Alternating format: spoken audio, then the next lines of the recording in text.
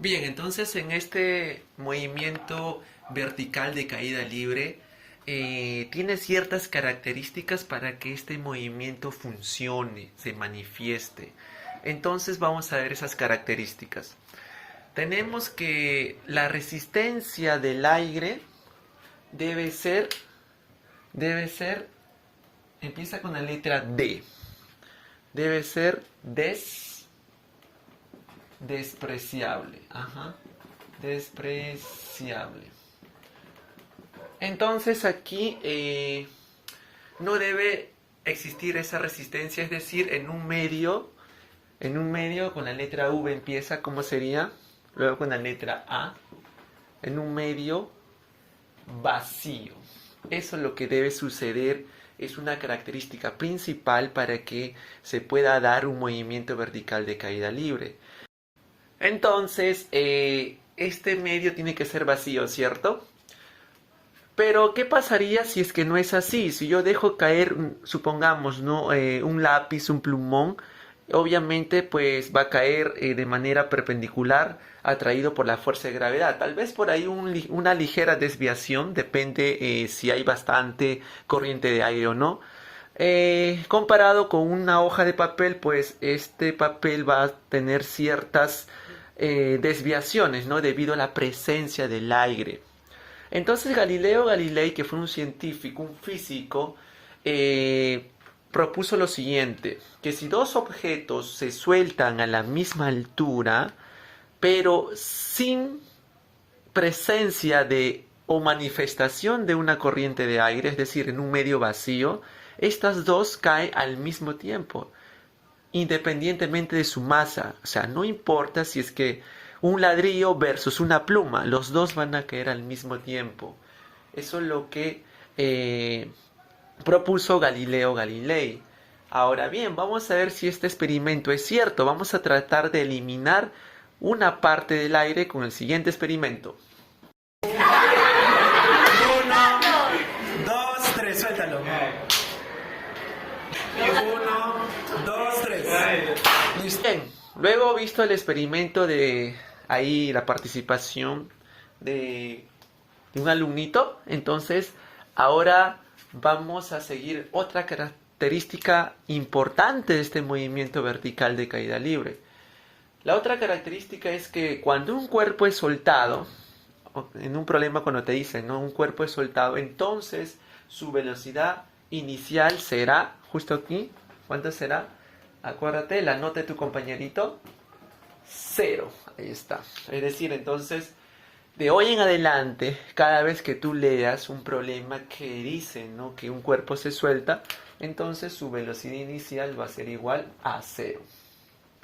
Okay, 0. Listo. Otra característica de este movimiento vertical de caída libre es que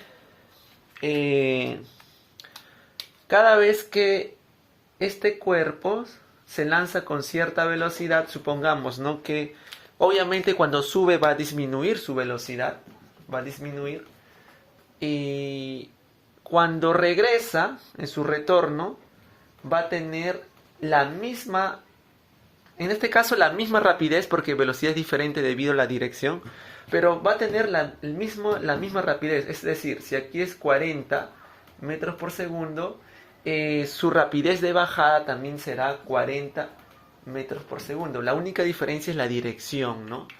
Entonces, pero en módulo son iguales. Eso es lo que sucede. Allá, entonces, ¿qué pasaría si es que este cuerpo se lanzó, no sé, con 60 metros por segundo? Sigue subiendo y en el punto más alto, obviamente, cuando ya se rindió, porque en un movimiento vertical de caída libre sigue subiendo hasta que se rinde, ¿no?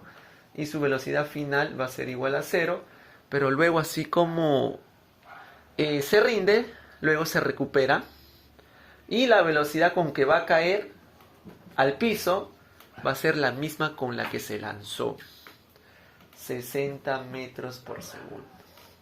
Entonces, en este movimiento vertical de caída libre sucede esto, ¿no? Una característica es que la rapidez en la misma línea, en la misma paralela, es lo mismo. Ok, su rapidez. Luego también se cumple que en este movimiento vertical de caída libre, que el tiempo de subida, supongamos, ¿no? Que se demoró, bueno, se lanzó con 60, se demora 6 segundos en llegar en la parte más alta. Ese se llama tiempo de subida. Y su tiempo de bajada también será 6 segundos. Entonces eso es lo que se cumple en movimiento vertical de caída libre. ¿Ok? Entonces esa es la característica número 3 que tiene estas dos observaciones. Su rapidez son la misma en una misma o en un mismo nivel de referencia. Y el tiempo de subida es igual al tiempo de bajada. ¿Ok? ¿Qué más? Se cumple lo siguiente. Otra característica número 4. Se cumple que cuando ya el cuerpo se encuentra, es decir, en la parte más alta, su velocidad inicial es 0, pero cada segundo que va bajando, esta distancia que hay aquí es la gravedad dividida entre 2. Es decir, como redondeado la gravedad aquí en el planeta Tierra es 10, entre 2 sería 5. Entonces esta distancia es 5, de aquí hasta aquí. Esta otra sería 15, esta otra sería 25 y esta otra sería 35. Así es las distancias que van bajando de forma proporcional. Y esos números, a honor al su descubridor, se llaman los números de Galileo. 5, 15, 25, 35 hasta llegar al piso. Pero estos números de Galileo es aplicable, no siempre se utiliza esto, solamente se aplica para o cuando la velocidad es múltiplo de, a ver quién me dice, la velocidad es múltiplo de, exacto, múltiplo de 10. Si no es múltiplo de 10, entonces ¿qué hacer? Ahí viene la quinta característica. Borramos esta parte. Entonces, si no es múltiplo de 10, entonces ¿qué hacer? Lo siguiente.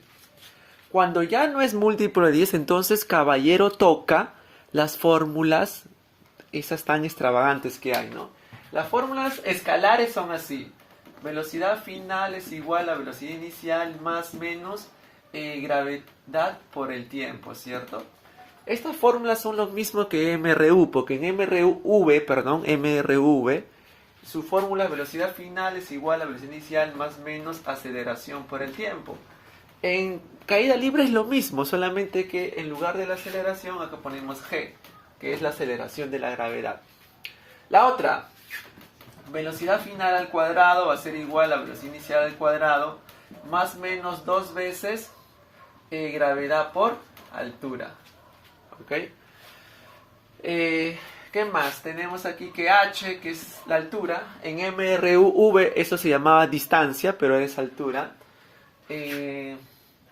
Velocidad inicial por el tiempo más menos 1/2 de g por el tiempo al cuadrado. Y una cuarta, que también es h, que es igual a velocidad inicial más velocidad final entre 2 por el tiempo. Ahí está. Eso de ahí son las fórmulas escalares. Pero hay problemas que esas fórmulas escalares tal vez no te va a ayudar mucho, sobre todo para problemas uni. Entonces, de ser así, nosotros vamos a usar, de forma conveniente, obvio, el método vectorial. En el método vectorial consiste así, ¿no?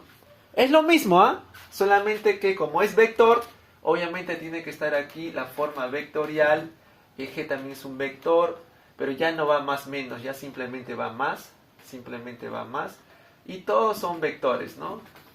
Vector, aquí vector, vector. Acá el desplazamiento, este h sería como desplazamiento. Vector y vector, ahí están los vectorcitos. Entonces, eso sería mi último recurso en cuanto me enfrento a un problema muy extravagante, muy avesado, ¿no? Entonces, esas son las características del movimiento vertical de caída libre. Entonces, recuerda, ¿ya? Para que esto funcione, tiene que ser en un medio vacío, es decir, el aire tiene que ser como despreciable. Punto número 2. Una característica más es que cuando un cuerpo se suelta, su velocidad inicial siempre será cero. Eso es de cajón.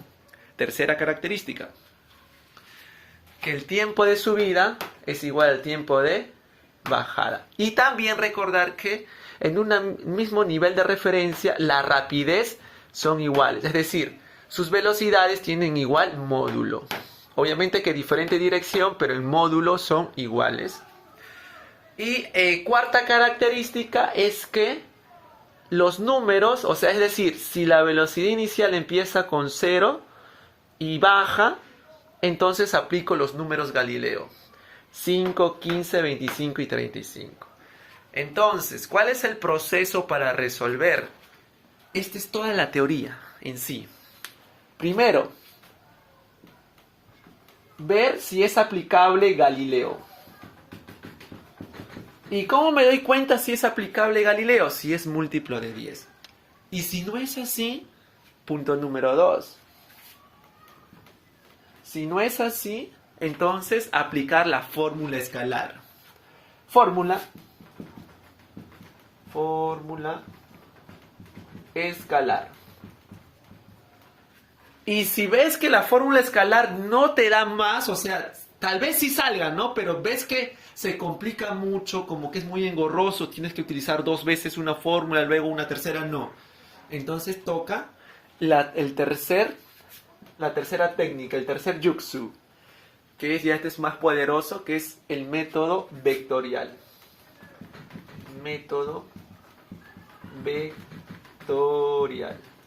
Listo. Esa es toda la teoría de movimiento vertical de caída libre. De hoy en adelante será puro ejercicios.